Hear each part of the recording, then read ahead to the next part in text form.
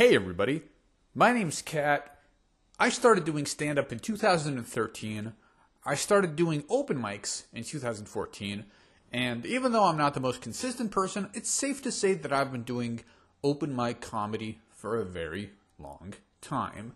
So in this video, I'll basically break down what it's been like to do comedy for so long, and I'll also talk about the process of content creation for me, from the perspective of someone that's basically never had any real hits or success. So let's start at the very start, 2012. Now in 2012, I actually did a comedy show of sorts, in the sense that I performed in front of my high school classmates at recess, and it was like a 25-minute thing. So I was performing for a while, but I wasn't getting any laughs. Now, the most laughs I got was when I was talking about my testicles, and the vice principal walked up behind me, and everyone could see it, and they all started laughing as soon as he walked up behind me, but I couldn't see him, but they all started laughing a lot. Eventually, I looked behind me, and there he was, and he's like, "No, please continue." It was so irritating. It was weird.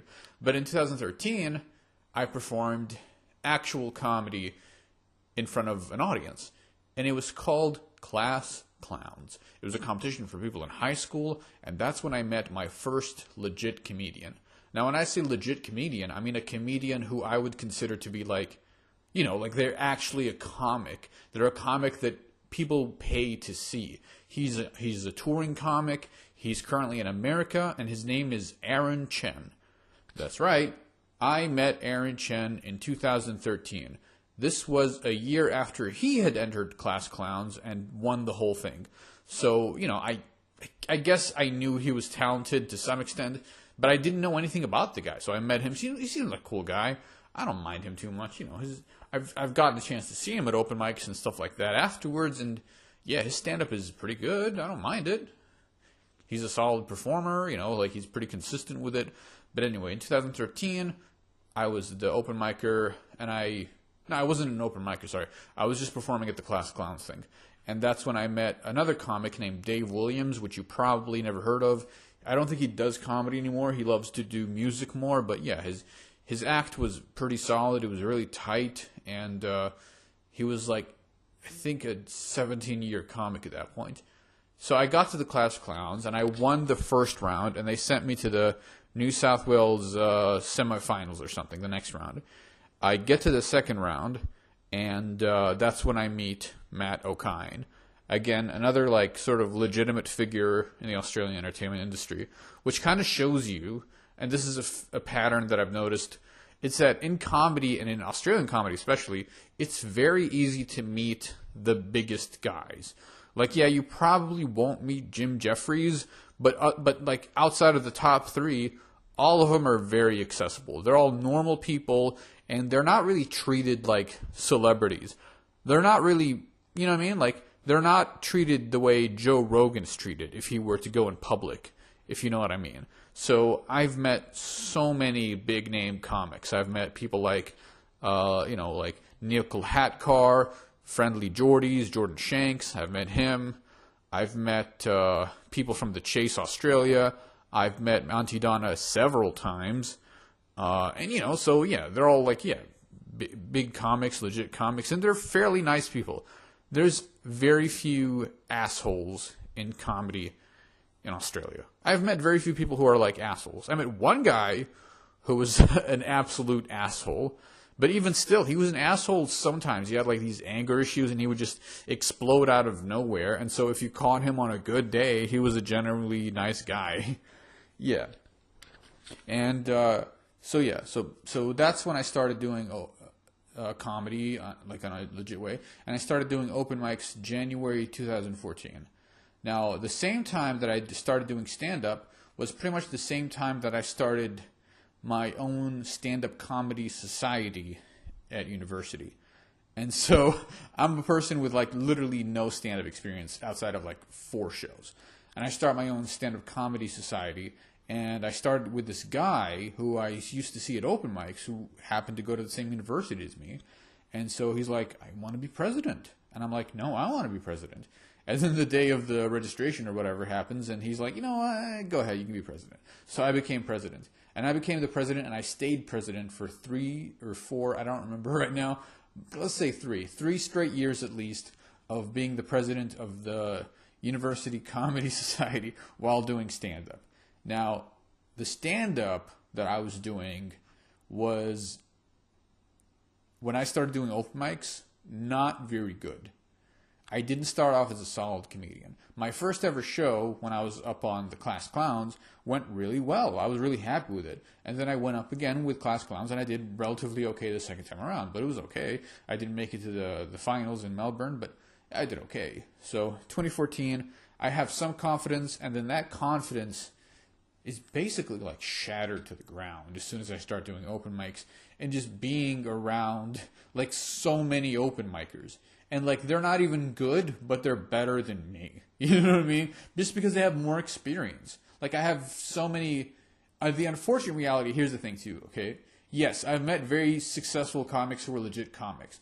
But I've also met comics who have been doing it for so long and they are dog shit. I'm sorry. There's no other way to say it, guys. They are absolute ass. They just don't have it. I don't know what it is, but they don't have it. I kind of have it. And yeah, I can turn it on more, and of course with practice. Like, listen, imagine if stand-up was in the NBA, okay? If stand-up was the NBA, you have, like, incredibly talented, naturally talented people like Dave Chappelle, so that would be like the LeBron James of comedy. In the sense that, he started at 14, and he immediately got an agent. So obviously he was just naturally funny, right? Even though he worked hard and whatever, LeBron trains, Kobe trains, whatever. He trains, But yeah, I'm not that kind of build. If I were to compare myself to an NBA player, I'm definitely like the Boris Diaw or Patty Mills of the comedy world. In other words, I've been doing it for a while. I can help out, in some capacity, but I'm not the star, okay? I'm probably never going to be the star anyway. And that's okay. Like, I don't anticipate myself selling out arenas ever.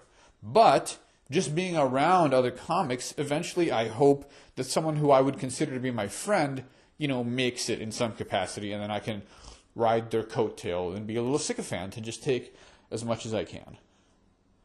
But anyway, the comedy scene and doing comedy for a while, it's actually not that bad, in my opinion. Some people may disagree with this. Some people are...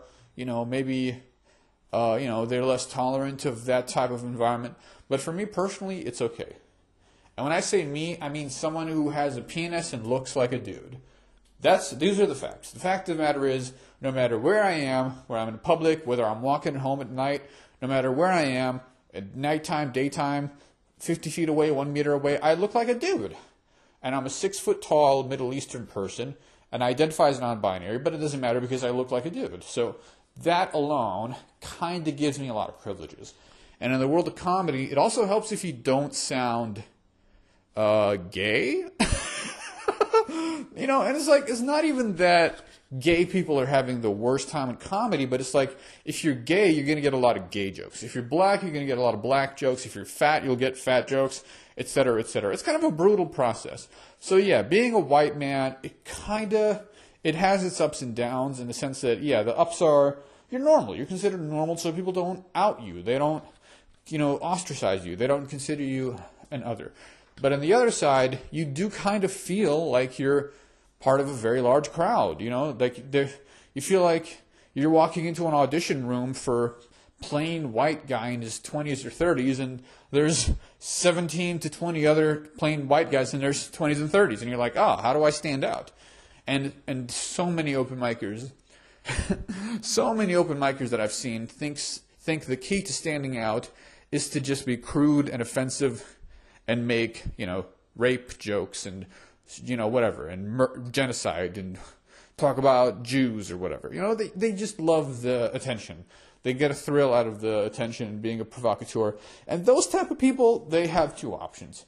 Either they stick to their guns and they basically flame out because it's just really tedious to watch them, and it's probably tedious to just be an edgelord, you know what I mean? So they mostly either do that, stick to their guns and flame out, or they outgrow their old bullshit and become more sensible comics. I've seen both, and I don't know the percentages, but it doesn't really matter. So anyway, because this video is a YouTube video, I do want to talk about the comics that I've met that I think would make an interesting video, to talk about. So the first one I would say is, let's say Mark Normand. I definitely remember meeting Mark Normand in 2017, and I was in China. And at that point, well, I've never even heard about Mark Normand, okay? But the guy who was booking the show where I was performing said, yeah, he's a solid act. He opened for Amy Schumer and Louis C.K. He's really good. I said, okay. So I bought a ticket. It was like $40, 40 US or 40 Australian. I don't remember, but it was in that range, okay? I'll go watch the show, and look, man, it's one of the best hours I've ever seen in my life at the time.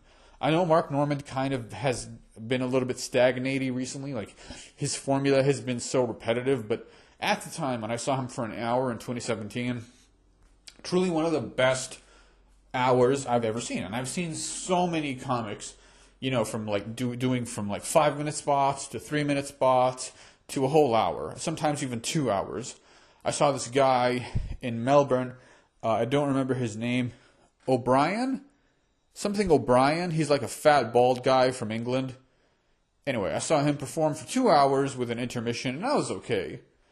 And yeah, Dara O'Brien, I think his name is, okay. Dara O'Brien. But anyway, back to Mark Normand. So I see his show. It's a really tight hour, and it's just really good. He has a lot of great jokes. And of course, I want to meet him. So I try to get in the green room to meet Mark Normand at this Chinese place. But the booker is pissed at me, and he's like disciplining me or whatever, so I leave. I don't leave the venue, I just leave the green room entrance. So I stand around, eventually I get to meet Mark. I talk to him, and I say, hey Mark, do you want to be on my podcast? And this is what he says, ready? He says, yes! He says, come over next day, come to the club, I'll be performing on Saturday too, 2 shows, so there's a break in between, come record me then. I say, okay. Saturday rolls along, I don't go to the show, because I'm so scared of the promoter who I'm sure is mad at me. And he's definitely mad at me. And so I don't go. Instead, I go to a Reddit meetup. And eventually I meet a really hot girl, and we get it on, and it's awesome. So I don't really regret it. But anyway, I met Mark Normand. Next up on the list of people I met, Andrew Schulz. Yes, I've met Andrew Schulz. Now, this is where it gets kind of interesting because, okay, now I don't believe that Andrew Schulz is a terrible comedian. And I don't think he's a phony either, okay? A lot of people now seem to be getting on the Andrew Schulz hate train, but not me. Honestly, I don't really have a strong reason to hate the guy. He seems okay, but when I met him, he just seemed like a really chill guy. And I kind of believe that, he's the type of dude, when he's on his podcast or doing stand-up, yeah, he is kind of doing a persona. He's kind of doing an act, but it's not really like it's still him. It's kind of just a little bit exaggerated. And when I met him, I remember asking him a question about a podcast episode he did, because I saw an episode that he did with Lil Dookie Stain. What's his name? Lil Duran? No, Lil Boozy. No, Lil. Anyway, just put the name right there, editor. Here we go. Yeah, so I asked him, and he gave me a vague response. It doesn't matter. So yeah, Andrew Schulz, pretty cool guy. The nicest guy I've met, and I know this may not be a smart thing to say right now, but the nicest person I've met genuinely was Theo Von. As far as comedians that I met who are famous, he's the nicest one I met. He was so nice to me. We were talking for a while. You know what I mean? It's so nice when comics just stick around and they want to get to know you. Because he saw me as a fellow comic, which, by the way, genuinely was such a fucking cool experience. Just to have a comic who made it validate you as a comic and just be like, yeah, we're shooting shit together. It's cool. We're talking, And yeah, I know I'm not on Theo Von's level, but yeah, we're both comics. And so we were talking, and I told Theo about my NoFap streak, and I showed him an app that I downloaded in which I had a 90-day streak of not jerking off. So that's what I talked about with Theo Von. And I got a picture with him, and the picture is not available right now. Because I don't remember if I even posted it on my Instagram, not to flex or anything, but I don't even think I shared it on my own Instagram. Maybe I did, but I deleted my Instagram, so it doesn't matter. The point is I met Theo. He's a nice guy, and apparently he like platforms a lot of right-wing people on his podcast, and I don't know what that's about, but honestly, you know, maybe he's in the wrong right now. Maybe he has done some unethical things. I can't confirm it for sure, but I can tell you that when I've met him, as soon as he saw me, he dapped me up, which was so fucking sick. It was literally genuinely one of my best experiences with just like, I was sitting in the bar with this guy named Anthony, and Anthony's like a room booker, and he's the reason I was there at that room at the time. He sent out a message to the group chat saying, yo, Theo Von's performing at this bar in Surrey Hills, so I go there, and I'm sitting with Anthony, and so Theo Von walks in the room, and I see him, and dude, his eyes are glowing, like he's so happy to see Anthony, so he dabs him up, and then he looks at me, and he's like, maybe he's friends with Anthony, and he dabs me up too, and it's like, dude, that is such a good experience. But speaking of Anthony, so for those of you who don't know, Anthony Skinner is a room booker in Sydney, and I don't have any ill will towards him, you know, but the unfortunate reality is, yeah, he banned me from his rooms. I'm not going to go into a lot of details, but basically, I kind of dropped the ball on that one. It's kind of my fault. I sent an inappropriate message to the DJ of his show. The DJ saw me at the show afterwards. He wanted me gone, and then Anthony said, "You're banned. We don't want you there." And then, you know, it kind of sucks. But yeah, basically, my one piece of advice that I would give to any people who are in Sydney and they want to do well in comedy is don't get banned by Anthony Skinner's gigs, because genuinely, if you're an open micer or, you know, like a semi-pro, semi-amateur type of person, Anthony Skinner is definitely a good ally to have because he runs good rooms and you'll probably meet some good comics when you're there. So, you know, honestly, I have nothing against the guy. I wrote a really scathing blog post about him when I was pissed off about it, but you know, since then I've cooled down. I deleted the blog post. It doesn't matter, you know. But yeah, the reality of the situation is, yeah, it kind of sucks. But also, you know, it's just one of the comedy shows in Sydney. There's plenty of comedy shows in Sydney. There's comedy shows all over the place. And in general, I would say if you're going to watch a show in Sydney, definitely go to a professional show, but also definitely at some point, just so you can check it off your bucket list, at some point you should definitely watch an open mic, because open mics are definitely a very unique experience, and that you'll see so many comedians that you kind of on average, like you'll have at least out of the 30 you'll watch, at least 5 of them will be good. And if you're watching a professional show, you're watching 5 good comics. So why not go to a show for free? You know, you save the $30 and then you just, you know, risk it by watching a lot of dog shit performers. And yeah, not a lot of, okay, yes, a lot of them are dog shit. I'm sorry to say this. I'm sorry. If you're a comic watching this and you're like, am I part of the 80% that are dog shit, or am I part of the, you know what? Figure that out for yourself. I don't know. Maybe you're good, and maybe you will get good. Because here's the thing.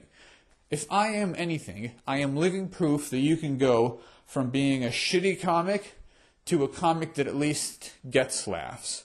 I am living proof that you actually can get laughs by working on your material. And I've tried to work on my material in many ways. I got the Steve Buscemi? Steve Martin, sorry. The Steve Martin masterclass. And I watched it, I took notes and whatever, and I tried to do a whole bunch of different things to get better at stand-up. And genuinely, one of the things that definitely helped me the most with stand-up, you want to hear it? LSD. Yeah. LSD helped me with stand-up in a lot of ways. I used to feel like that I was traumatized, and maybe I do have trauma or whatever, but LSD genuinely freed me from this constricting prison of beliefs that, like, because you had a terrible childhood or whatever, that your life is ruined. Like, you could genuinely, to some extent, manifest success, right? And I don't know the history of Mark Normand, but from what I know, he genuinely had a shitty childhood, and he talked about his childhood a lot, and yeah, it kind of made him the person he is today, who's like, comedy, and then like a really stilted 1940s style performer. He's from Louisiana, but he sort of doesn't sound like it at all, because he probably learned how to connect with other human beings via television. He probably was obsessed with comedy as a kid, and that's kind of, you know, his outlet, if you will. So yeah, do I believe that comedy comes from a place of pain? Probably. Yeah, probably a lot of it probably does, but also maybe some comics like Jerry Seinfeld claim that their childhood was perfectly fine, and they're not really traumatized at all. but they're still doing good comedy. Well, I mean, Jerry comedy, yeah. I've never met Jerry Seinfeld, by the way, but, I've met Mark Normand, and through him, I've met someone who is buddies with Jerry Seinfeld. So, yeah. Right now, that's my biggest accomplishment. With comedy. Now, when it comes to online stuff, I have been in 2 videos that have over 200,000 views. And you can watch those videos. One of them is on TikTok, and it's a review of a restaurant called Manouche. So if you just type in Mr. Manouche review, it'll probably be the first result. That was my timer. Now, for those of you who are wondering what that timer was, it was because I took edibles. And I took them an hour ago, and so I put an hour timer to know that now they're probably going to kick in. And they are kicking in, and it's awesome. But anyway, yeah, so with comedy, I did okay. But I also did genuinely try my best to create content. And the content creation side of comedy, now that is actually such a unique and different beast. Because, let me tell you, man, most comics that I've met in the open mic scene, most of them aren't doing that much online content. And the ones that are kind of like, they're lazily putting stuff on their Facebook.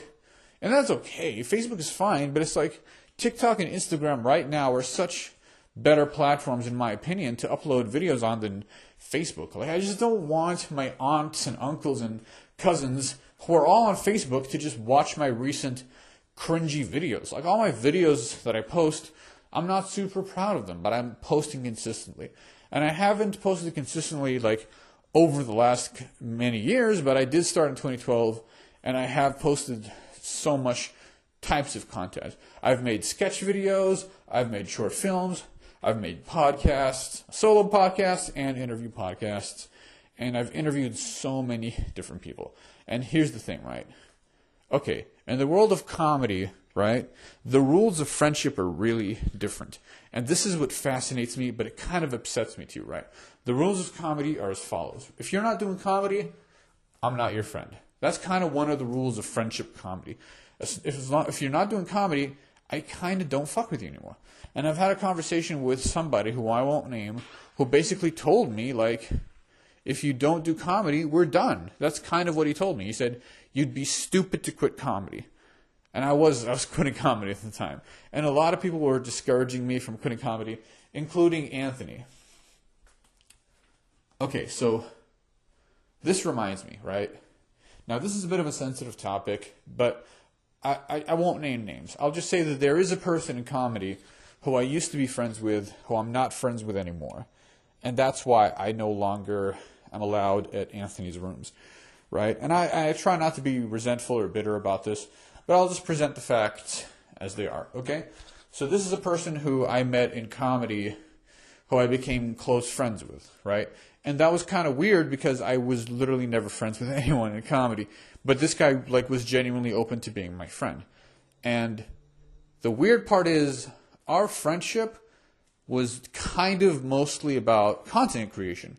Like, most of what we did when we ever met up was either make a video or record a song. I've recorded 3 songs with him, and all of them are live. You can look them up. They're not very good songs because, well, I don't think he was a music producer. I think he had the software, and he sometimes made beats, but, he was 18 years old. Like, how much experience can you have in beat making at 18? You know what I mean? And so, whatever. I would have been 25 at the time, something like that. Okay, so, yeah, so basically we made music together, and I met him at an Auntie Donna concert thing, where he had won tickets at a competition for high school students to be an opening act for Auntie Donna. Now, why did Auntie Donna, the professional comedians, want a kid from high school performing at their show? I don't know. We don't want to get suspicious here. I'm not pointing fingers. I'm just saying, I just don't know why I met a high school kid performing for them. And he was 18 years old. Okay. So I met him. We were friends. I got to go to his house and stuff. Eventually, the friendship ends because I sent him a message that he was really upset by. He was really disturbed by it. And, I'm not denying his feelings. If that's how he felt, well, that's how he felt. And that really sucks, Of course, that sucks. But anyway, yeah, so that guy became a comedy DJ. and he now makes money, I think, performing as a comedy DJ, which is something that I didn't anticipate. Because here's the interesting part. I kind of wanted to be a comedy DJ too. Like in 2017, I hosted my own room with the help of Anthony Skinner, and it was called Vibe Comedy. And I actually launched a podcast called Live at the Vibe with a comic who was hosting. One of the people, I got him to host the podcast, and apparently he was so inspired by this that he decided to actually start his own podcast because I encouraged him to be the host of the podcast. So whatever. So apparently I'm a little bit influential. I've heard that before, actually.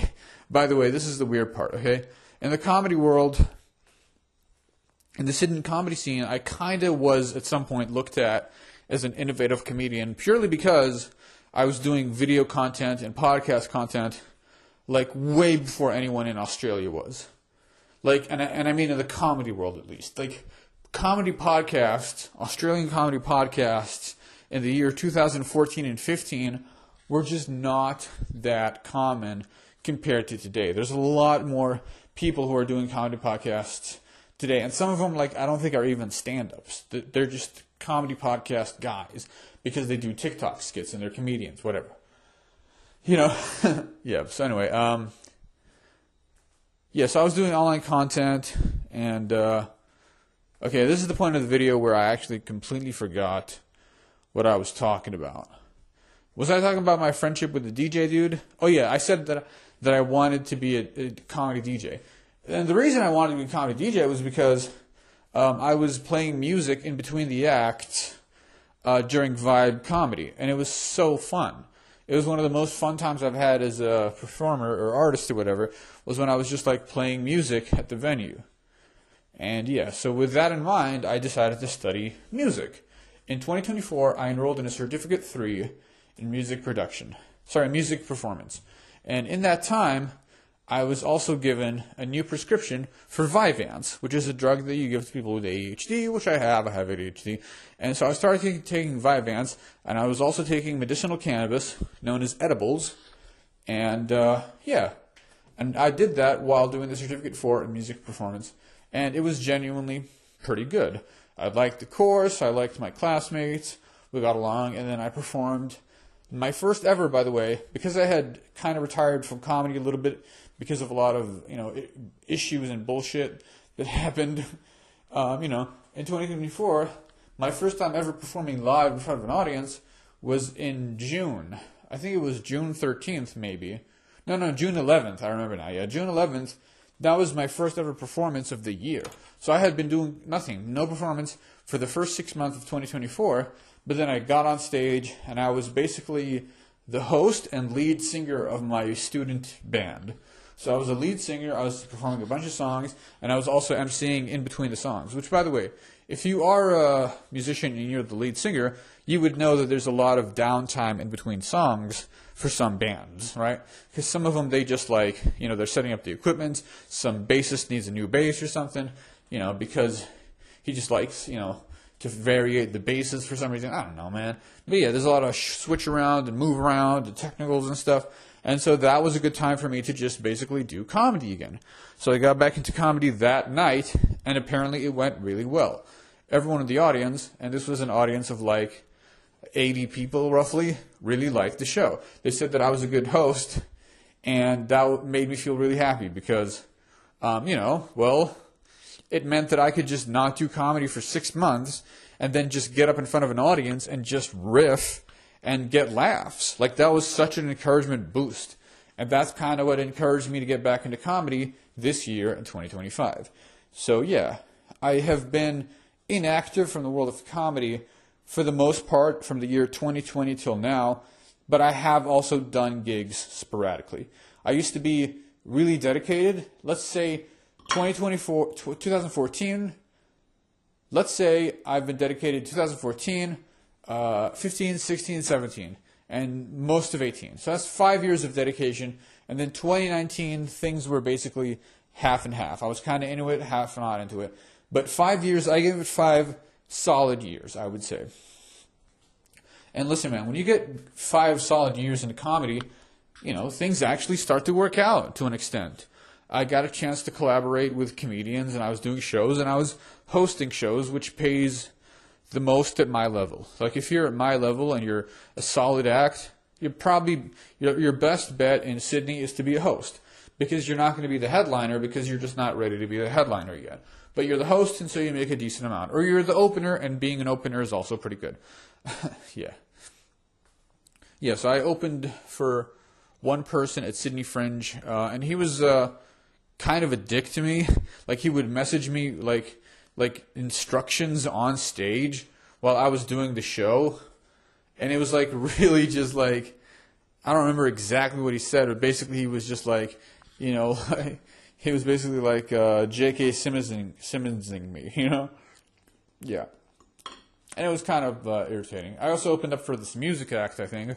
Yeah, they were doing musical comedy. And yeah, I opened for them, and they were okay. Anyway, that was it.